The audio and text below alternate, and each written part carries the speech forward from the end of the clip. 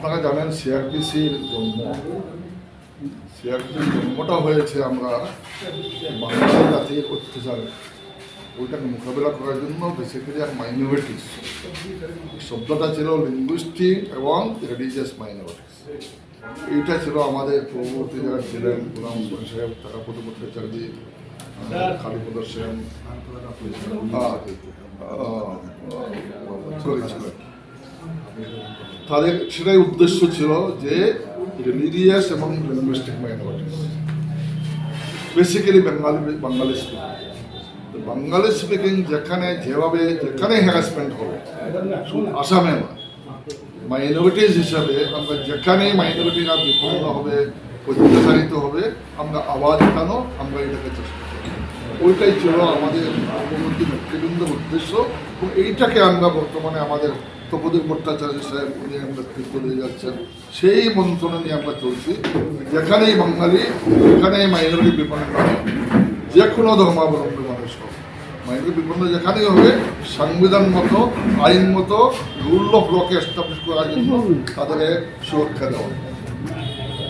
এইটা ছিল আমাদের হাফিজুর রশিদ আহমেদ চৌধুরী এইমাত্র যে কথাগুলো বললেন আমাদের সংস্থার পক্ষ থেকে, তাকে সমর্থন জানিয়ে আমি একটু অন্যভাবে কথাগুলো বুঝতে চাইছি বা বলতে চাইছি। থেকে বাংলাদেশে যা ঘটছে, যখন যা ঘটছে তার নিশ্চয়ই আমরা প্রতিক্রিয়া ব্যক্ত করব, কিন্তু আমাদের ভুললে চলবে না যেটার একটা বড় প্রেক্ষাপট আছে।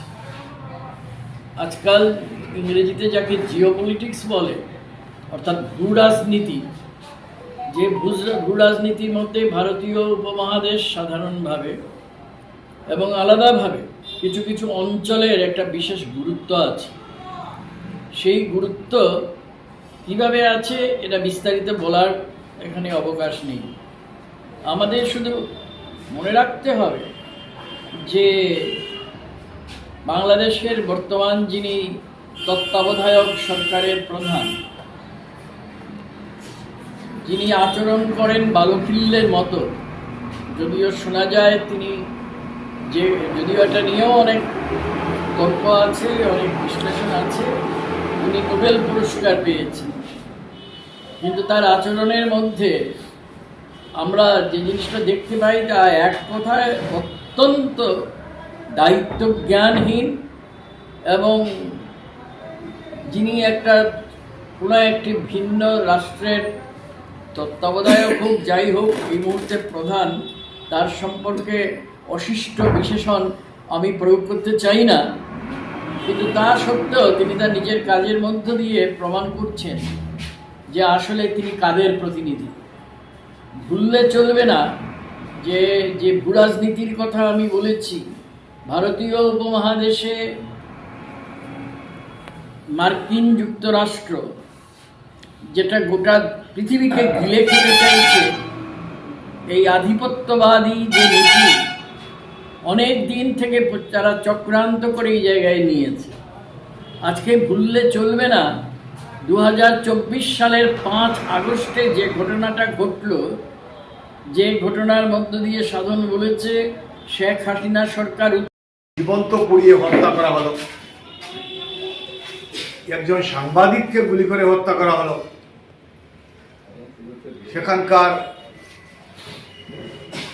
সাংস্কৃতিক সংগঠন ছায়ানটের কার্যালয়ে আক্রমণ করা হলো, আগুন দেওয়া হলো। যে সংবাদপত্রের স্বাধীনতায় আমরা বিশ্বাস করি, আমরা বিশ্বের মানুষ বিশ্বাস করি, সেই প্রথম আলো ও ডেইলি স্টার সংবাদপত্রে আগুন দেওয়া হলো, সাংবাদিকদের পুড়িয়ে মারার চেষ্টা করা হলো, সামরিক বাহিনী হস্তক্ষেপ করে বাহির থেকে রাডার দিয়ে তাদেরকে নামিয়ে এনে প্রাণ বাঁচানো হয়েছিল। তারপর জনৈক রাজনৈতিক নেতার বাড়িতে আগুন দেওয়া হলো, তার এক নাবালিকা কন্যা, 8-10 বছরের নাবালিকা কন্যাকে পুড়িয়ে মারা হলো, 7 বছর। প্রগতিশীল মানুষ যারা, তাদের বাড়িতে গিয়ে আক্রমণ করা হলো। বঙ্গবন্ধু শেখ মুজিবুর বাড়িতে প্রত্যেকটা আন্দোলনের সময় গিয়ে আক্রমণ করা হয়, অর্থাৎ সেই বাড়িতে যাতে একটা ইটও না থাকে সেই প্রক্রিয়া এখন সারা বাংলাদেশে চলছে। বিস্তারিতভাবে বলবেন আজকের সাংবাদিকের সম্মেলনের মুখ্য যারা বক্তা, যারা বক্তব্য রাখবেন বলে নির্ধারিত করা আছে, তাদের মধ্যে আছেন আমাদের নাগরিক অধিকার রক্ষা কমিটির মুখ্য উপদেষ্টা বিশিষ্ট আইনজীবী হাফিজ রশিদ আহমেদ চৌধুরী, আছেন অন্যতম উপদেষ্টা যিনি বরাক উপত্যকায় আমাদেরকে নেতৃত্ব দিয়ে চলেছেন, আমাদের প্রাক্তন উপাচার্য আসাম বিশ্ববিদ্যালয়ের ডক্টর তপজিৎ ভট্টাচার্য, আছেন